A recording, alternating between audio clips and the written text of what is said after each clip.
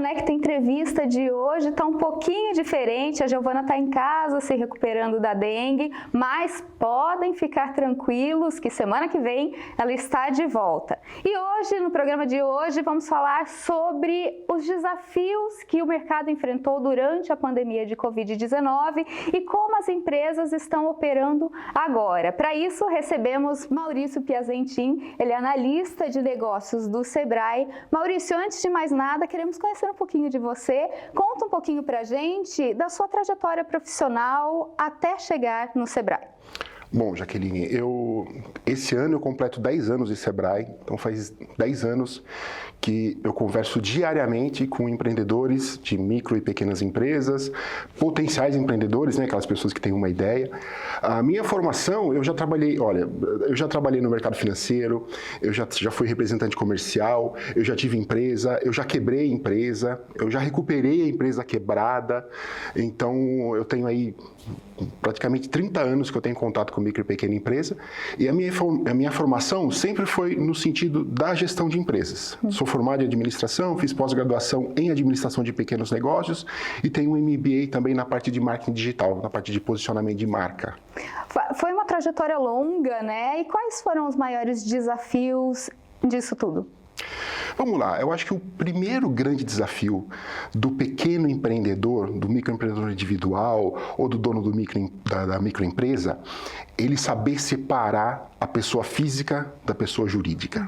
Assim, diariamente nós atendemos empresários que trabalham, é tudo misturado, né? No momento do lazer ele está trabalhando, no momento do trabalho ele está fazendo lazer, ou principalmente na parte de finanças.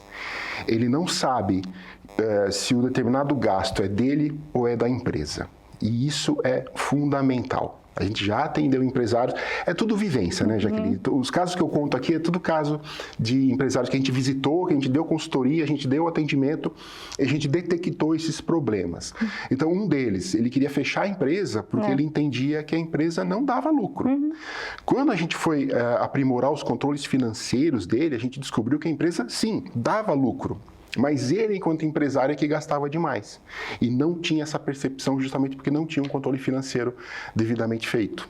E para quem não entende um pouco sobre como que funciona o Sebrae, né? Como que é a assistência que o Sebrae dá justamente para os empresários? Vamos lá. Eu vou falar um pouquinho, vamos pegar o que é administrar uma empresa e vamos dividir em 4 pontos. Então, você quer ter uma empresa, pensa no seguinte, primeiro ponto, olhar para fora. Como é que é o ambiente, né? Onde é que essa empresa vai trabalhar e com quem essa empresa vai se relacionar. Então, o primeiro elemento é o cliente. Conhecer o cliente, entender o cliente, saber a melhor forma de atender, dar conveniência para esse cliente, fazer com que ele compre da tua empresa de um jeito fácil. Tem empresário hoje que não aceita Pix, tem empresário que não aceita cartão, assim, seria o básico para você oferecer um pouco de conveniência para esse cliente. Se antecipar, por exemplo, você tem um salão de beleza, ao invés de esperar o cliente te ligar para agendar, por que você não marca na tua agenda lá uma data que você entende que seria adequada para fazer o atendimento? Sim. Liga para ele e oferece o horário.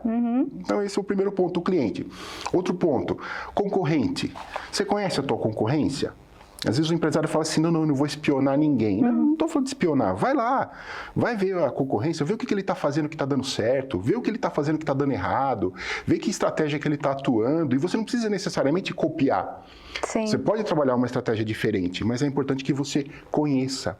Tem uma frase de um grande escritor que ele fala assim, conheça o teu concorrente melhor do que você mesmo. E a estrada para o seu sucesso está pronta. Tá? Exageros à parte ou não, é extremamente importante. Outra questão, fornecedor. Se você depender de um fornecedor só, um dia ele para de te vender, um dia ele sobe o preço, um dia ele muda o produto e aí você fica na mão. Você vai ter que construir um relacionamento com outro fornecedor tudo de novo. Então tenta, se possível, não depender de um único fornecedor. Mantenha relacionamentos, mantenha cotações, mantenha conversas com outros fornecedores. Isso a gente está falando do microambiente. Existe um macroambiente, que é o que está acontecendo nesse mundo que pode te afetar de alguma maneira. Tá? Você usa combustível para trabalhar? Qual a perspectiva de aumento de combustível? Quais outros insumos que você usa no teu negócio? O que está acontecendo na economia? O que está acontecendo na política que pode te afetar de alguma maneira? E tudo isso eu falei do primeiro passo, o ambiente. Segundo passo, gestão. É uma empresa. Ai, Maurício, mas eu faço trufa na cozinha da minha casa. É uma empresa. Vai ter que ter um controlezinho financeiro, Sim. vai ter que saber como é que se calcula preço para saber quanto realmente você está gastando com isso. O empresário confunde muito margem de contribuição com margem de lucro. Isso é muito arriscado. Então não basta abrir uma empresa, né? Tem todo um passo a passo que o empreendedor deve ficar atento. Todo um passo a passo. Ele tem que ter essa consciência de que ele tem uma empresa para gerenciar. Não importa que se ele trabalha sozinho. O marketing, por exemplo, a gente vê rede social, o empresário misturando a conta da rede social dele com a conta da empresa. A conta da empresa, qual o melhor horário para ele fazer postagens? Né? Qual o tipo de conteúdo? Ele está fazendo um conteúdo para atrair? Ele está fazendo um conteúdo para conquistar? Ou ele está fazendo um conteúdo para manter? É sempre interessante ele pensar em como ele faz isso e a gente está falando de gestão. Outra coisa, planejamento. Jaqueline, quando a gente fala para o microempreendedor de planejamento, parece que eu estou falando de algo de outro mundo. Mas ele precisa saber onde é que ele vai, onde é que ele quer chegar. E muita gente esquece do planejamento. Muita gente esquece, Jaqueline. Aí o que acontece? Ele chega para trabalhar, ele vai resolver um problema aqui, apaga um incêndio aqui, desenrola uma outra situação e volta para casa no final do dia, mas ele não avançou na direção de uma empresa que seja sustentável, que seja autogerenciável, que dê possibilidades para que ele expanda os seus negócios e ganhe mais dinheiro. Né? Então, veja só recapitulando, eu falei de duas questões, né? Eu falei da parte de ambiente, falei da parte de gestão. Outra parte, a parte técnica. Então, aquilo que ele está fazendo, é importante que ele conheça, que ele saiba como faz, que ele coloque ali uma qualidade que seja no nível que o cliente percebe.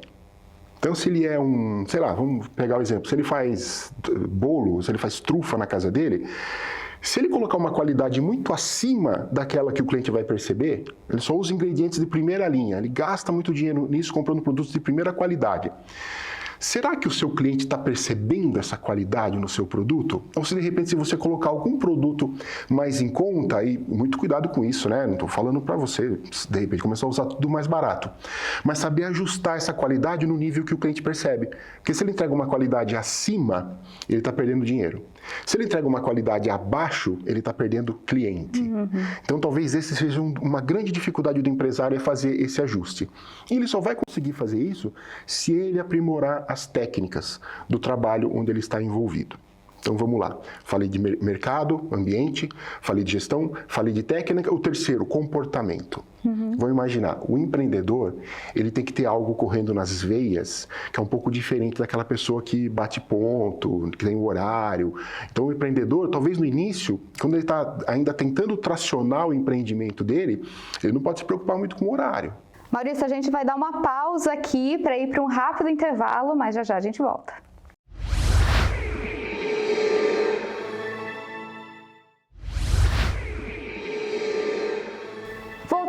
Com o Conecta Entrevista e agora a gente vai falar um pouquinho sobre as MEIs. Primeiro, Maurício, explica pra gente o que é uma MEI, qual a diferença dela para uma microempresa comum? Vamos lá, a MEI surgiu em 2008 justamente para desonerar e desburocratizar o processo de formalização. Quem imagina, o Brasil em 2008, o que acontecia, né? A gente tinha uma quantidade de empreendedores informais enorme. E eu estou dizendo informal, eu não estou dizendo ilegal. Tá? Eu gosto de ressaltar isso porque às vezes a gente atende um empresário que ele fala assim, eu trabalhei 5 anos na ilegalidade. As pessoas confundem. Não, você não estava fazendo nada ilegal, você só não tinha se formalizado. Por quê? Porque a etapa, né, o degrau para você formar uma empresa era muito alto. Então imagina, você trabalha lá na tua casa, fazendo determinado produto, aí você quer um CNPJ, você quer começar a vender com nota fiscal, tudo. E você precisava contratar um contador, que ele ia cobrar os honorários, você ia pagar os honorários mensais e você ia passar a ser tributado com base naquilo que você vendia, o que por si só já exigia um controle nas suas vendas muito rígido. Isso fazia com que muitas pessoas optassem por trabalhar na informalidade. E isso não é legal para o país, porque você não sabe o que está acontecendo, né? Você não tem ideia de como é que ele está se movimentando. E aí, em 2008, foi criado um conselho, né? Um conselho gestor do Simples Nacional, onde foram determinadas as regras para você formalizar o microempreendedor individual. Então, é consideravelmente mais simples, consideravelmente mais barato e consideravelmente mais rápido para você formalizar um empreendimento. Tudo isso fez esse número de MEIs, de microempreendedores, crescer no Brasil e na região? Cresceu. De 2008, quando isso foi criado, até em 2011, nós batemos a marca de que o número de MEIs já era a maioria absoluta, considerando todos os CNPJs do país. De lá para cá, isso continua crescendo e até o final do ano passado, se eu pegasse todos os CNPJs, vamos pensar, microempresa, empresa de pequeno porte, média empresa, grande empresa, se eu pegar todos esses números de empresas, eu dobro esse número, eu vou chegar no número de MEIs. Bastante. Bastante. Principalmente por conta dessa simplicidade que é o processo. Entendi. Tem alguma desvantagem para esse processo todo, para o empresário ou não, para quem resolver empreender? Vou imaginar, eu chamaria de desvantagem as limitações do que é uma empresa MEI. Então eu vou só pontuar rapidinho o que são essas limitações. Vamos lá. A primeira delas é o faturamento. Então, entre 1º de janeiro e 31 de dezembro, o máximo que essa empresa pode faturar é R$81 mil. Se ela trabalhar o ano todo. Isso é proporcional, caso a empresa seja aberta no meio do ano. Tá? Então, esse é um fator limitador e muita atenção a isso. Tá? O limite é R$81 mil. Tem projetos tramitando na Câmara, no Senado, para elevar esse teto, mas, por enquanto, R$81 mil é o máximo de faturamento. Uma outra limitação, essa empresa não pode ter sócio, é uma empresa individual. Outra limitação, ela não pode ter filiais. Uma empresa única. Essa empresa ela não pode contratar mais do que um funcionário. Então, meu teto de colaboradores para essa empresa são 2. O dono da empresa e, se você achar necessário e acha interessante e viável, você pode contratar um funcionário. Só tem que atentar que esse funcionário, além do salário, você também vai ter que desembolsar todos os encargos trabalhistas relativos a essa contratação. Fundo de garantia, INSS, vale transporte, férias, 1/3 das férias, né? Você precisa ter todos esses gastos. Para você ter uma ideia, isso equivale aproximadamente entre 35% e 40% do que você vai gastar com folha de pagamento. Tá? Eu estou considerando o 13º também nessa conta. Então, essas são as limitações. Então, a grande desvantagem, o que é? A sua empresa vai chegar um momento que ela vai começar a crescer e aí você será obrigado a migrar para uma microempresa e aí sim, você vai precisar de um contador, você vai precisar fazer os seus registros regulares, porque a tributação vai passar a ser em cima do teu faturamento, né? Sim. E já que eu falei de tributação, só mais um adendo aqui, quanto é que custa ter uma MEI, afinal de contas, né? Eu falei que é mais barato. Uma MEI, o tributo que o microempreendedor individual paga não é relativo em cima do faturamento. É fixo. Ele vai pagar 5% do salário mínimo como INSS patronal. Vai pagar mais, se for uma empresa que trabalha com indústria ou comércio, vai pagar mais o ICMS, que é R$1. E se é uma empresa que presta serviços, vai pagar R$5 por mês de ISS. Então, todo mundo pode ser MEI ou não? Tem algumas dicas aí para quem tem esse desejo e que é importante seguir? Existem algumas restrições, né? Por exemplo, eu não posso ter nenhuma participação societária em nenhuma empresa. Outra questão, alguns servidores públicos, algumas categorias de funcionários públicos também não pode. Então, se você for funcionário público, municipal, estadual ou federal, compensa consultar, pode até consultar nós, o Sebrae, que a gente verifica para você se existe alguma restrição da tua categoria. E também algumas empresas também tem lá no seu estatuto interno uma orientação de que não quer que eles formalizem uma empresa como MEI. Tem um grupo de pessoas que acabam optando pela MEI, assim, um grupo específico que é a maioria que opta por ser MEI ou não? Olha, um fenômeno recente que está acontecendo, motoristas de aplicativo estão formalizando como MEI. Teve um número grande aí esse período. Diaristas, até um período atrás eles não podiam ser MEI, de um tempo para cá foi incluído lá na resolução, né? Também tem muitas diaristas abrindo a empresa como MEI. Pequenas lojas de bairro, lojas de utilidades domésticas também estão se formalizando como MEI. Pedreiro, encanador, manicure, eletricista. Eu acho que a grande maioria aí dos MEIs trabalham nesse setor. É fácil abrir ser um microempreendedor? Tem um passo a passo? Qual é o passo a passo para isso? Vamos imaginar. Bom, primeiro, o Sebrae presta esse serviço por meio do nosso escritório regional em São Carlos e nós temos parcerias nos municípios para prestar esse serviço também. Então, você na sua cidade, verifica se existe Sebrae na tua cidade, você pode fazer uma pesquisa, ou consultar a prefeitura. Tá? Muitas vezes eles têm uma sala do empreendedor, nós damos assessoria para que o município monte essa sala e lá é feita essa formalização para ele. O primeiro passo, e talvez o mais, digamos assim, o mais complexo, é que você precisa ter um cadastro no site do governo federal, no gov.br. Você precisa se cadastrar ali. Isso nenhuma entidade pode fazer para você. É você mesmo que tem que fazer ali. E você precisa promover essa conta para um nível de segurança, né, que é chamado de nível prata ou nível ouro. Esse nível de segurança você consegue fazer no reconhecimento facial. Então, se você abaixar o aplicativo gov.br, faz o reconhecimento facial, você já tem um cadastro ali. Tá ótimo! Tá? Então, fica aí as dicas e a gente vai para mais um intervalo, mas já a gente volta.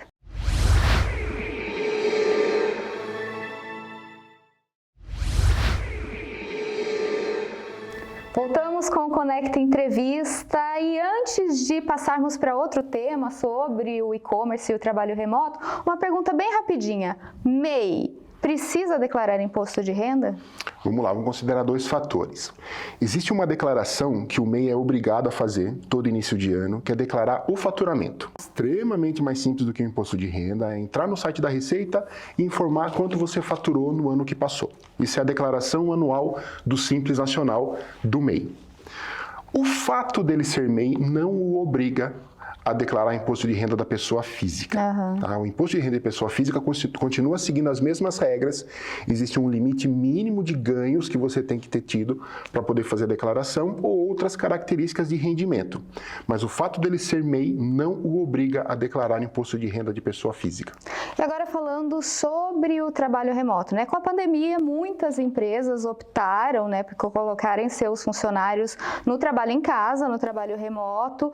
Muitas empresas continuam com esse método de trabalho ou não? Olha, Jaqueline, pelas nossas observações, a gente vê que o trabalho remoto foi uma descoberta das empresas durante a pandemia.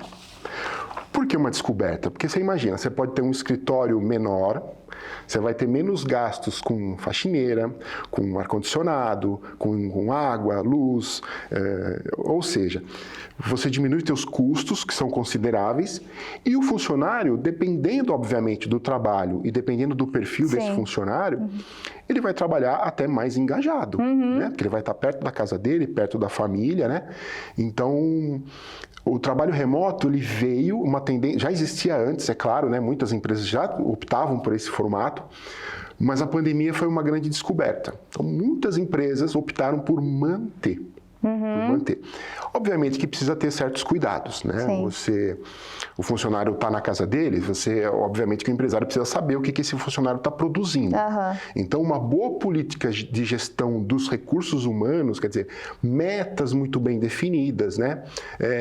Práticas de produtividade muito bem desenhadas, para que você saiba o que esse funcionário está fazendo, sem partir para medidas drásticas que podem mostrar uma certa desconfiança, né? Mostrar que a empresa não tem confiança no funcionário e aí o tiro sai pela culatra, né? Quais são essas medidas que geralmente o empresário tem de desconfiança do funcionário e o que eles acabam fazendo por isso, né? Vamos lá, você definir, por exemplo, o que as empresas fazem muito é definir os OKRs, né? Que são os resultados chaves que que são resultados chaves que esse funcionário precisa te entregar. Então, quais são as metas de entrega e quais são as metas de resultado que esse funcionário tem para entregar? Como é o compartilhamento de agenda? É importante que o patrão tenha uma ferramenta, um timesheet, algo nesse sentido, que ele possa entrar lá e falar assim, não, meu funcionário hoje está lá na TV Conecta conversando com a Jaqueline. Ele tem que ter essa informação. Até para que nas reuniões de fechamento, né, nas reuniões de planejamento, de análise de resultado, ele sabe aí como é que foi lá aquela ação que você teve, qual foi o resultado, o que aconteceu. Então, esses contatos são importantes. Além do trabalho remoto, a gente percebeu que também o e-commerce, né, a compra e venda online, também aumentou nos últimos anos. A internet, ela virou uma aliada forte do empreendedor? Sem dúvida nenhuma. Porque veja só, alguns fatores não mudaram com a pandemia. Né? Aliás, são seculares. O cliente gosta de conforto, ele gosta de comodidade, ele gosta de escolher o produto dele sem pressa, e a internet muitas vezes permite todos esses benefícios. Então, o cliente gostando disso, ele aprendeu a comprar pela internet, teve confiança, então eu acredito que seja uma ferramenta que o empreendedor deve ter lá em seu arsenal. Não acho que tem que ser a única, obviamente que depende do teu negócio, do teu empreendimento, do teu modelo de trabalho. Mas é uma ferramenta importante, veio, não vai mais embora. E um fato interessante, né? Se a gente pegar os 2 anos de pandemia, os 2 anos cheios, 2020 e 2021, no Brasil, 19 milhões de pessoas compraram pela internet pela primeira vez. Então, sabe aquela sua tia que tinha medo de comprar pela internet? Tem medo da segurança, acha que não vai dar certo. Vão clonar meu cartão, isso eu não faço, isso eu não faço. Então, essa tia comprou pela internet nesses últimos 2 anos. Comprou, deu tudo certo, recebeu o produto, pagou direitinho. Gostou da ideia. Talvez tenha tido algum problema, sei lá, comprou um calçado, não serviu, usou a logística reversa das empresas, que aliás melhorou muito nesses últimos 2 anos, conseguiu fazer a troca por outro número, funcionou tudo bonitinho, ela vai continuar comprando pela internet. Loja física. Tem empresário que, aliás, se a gente pegar em 2012, a tendência era falar assim, loja física vai morrer. Não, hoje, loja física é importantíssimo para você melhorar a experiência do teu cliente com a tua marca. Você pode usar para fazer evento, você pode usar para demonstrar produto, você pode usar para fazer relacionamento, você pode usar para captar leads, né? Pegar cadastro de empresas, e você pode até usar ela para vender. Mas existem muitas outras coisas que você pode fazer com a tua loja física, então vai Ou continuar. seja, o objetivo não é só o produto em si agora, a pessoa ela tem que vender uma experiência na loja física, é isso? Tem que vender uma experiência e tem que estar preparado para isso. Porque provavelmente se você tem loja, você já deve ter passado por isso. O cliente vai lá na tua loja, ele vê o produto, experimenta, pega, toma tempo do teu vendedor. Na hora de fechar, ele pega o celular, pesquisa, às vezes usa o teu Wi-Fi ainda, o Wi-Fi da tua loja para pesquisar o produto e fala assim, ó, achei mais barato. Você cobre? Talvez você não consiga cobrir, mas talvez você consiga oferecer um serviço que a internet não oferece. Fala assim, não, tudo bem, por causa de R$50, mas, puxa, eu tô aqui, eu olho o teu produto, se der algum defeito, você traz aqui, eu já vejo na hora junto com você. Então, você pode agregar serviços para fazer com que comprar de você seja mais legal do que comprar na internet, se você estiver enfrentando esse problema, tá? É chamado de showroomer, esse consumidor. E para quem ainda se sente inseguro com tudo isso, com a negociação feita exclusivamente online, quais as dicas que você dá justamente para esse empresário ter essa segurança na hora de montar o seu negócio também na internet? Vamos lá, falando para o empresário, né? Use uma plataforma confiável. Né? Converse com outros empresários para saber qual é a plataforma de e-commerce que eles estão usando. Hoje em dia tem plataformas extremamente interessantes. Verifica se essa plataforma te atende hoje e se vai te atender no futuro. Vamos imaginar, hoje você comprou uma plataforma mais barata possível e montou o teu e-commerce. Futuramente você quer oferecer, por exemplo, um cashback para o seu cliente. Puxa, a plataforma não atende, você vai ter que trocar. Ou então você quer oferecer descontos progressivos. Quanto mais ele põe produto no carrinho, mais ele vai ganhando desconto para melhorar o ticket médio. Puxa, a plataforma não oferece. Então pense um pouquinho nisso, tá? No presente e no futuro para saber se essa plataforma te atende. E do ponto de vista do consumidor, para quem está comprando, na página onde você vai inserir os dados de pagamento, verifique se é um site que está checado. Ele tem um sinalzinho, no final da barra de endereço tem um sinalzinho ali para saber se esse site é verdadeiro ou não. E se for um site que você não confia tanto, que você está comprando pela primeira vez, está com medo de botar teu cartão de crédito ali, você pode comprar pelo boleto, né? Opta em fazer a compra pelo boleto. Ou muitas operadoras de cartão de crédito oferecem isso, né? Que é o cartão temporário. Você gera um cartão específico para aquela compra, terminou aquela compra, aquele cartão perde a validade. Então, se eventualmente a sua conta for hackeada, esse número for roubado, ou a pessoa que o roubou não vai ter nada o que fazer com esse cartão, porque não tem mais validade nenhuma. Entendi. Muito obrigada, Maurício, pela sua presença aqui no Conecta Entrevista. E semana que vem a Giovana está de volta para mais um programa. Ela te espera. Tchau, tchau.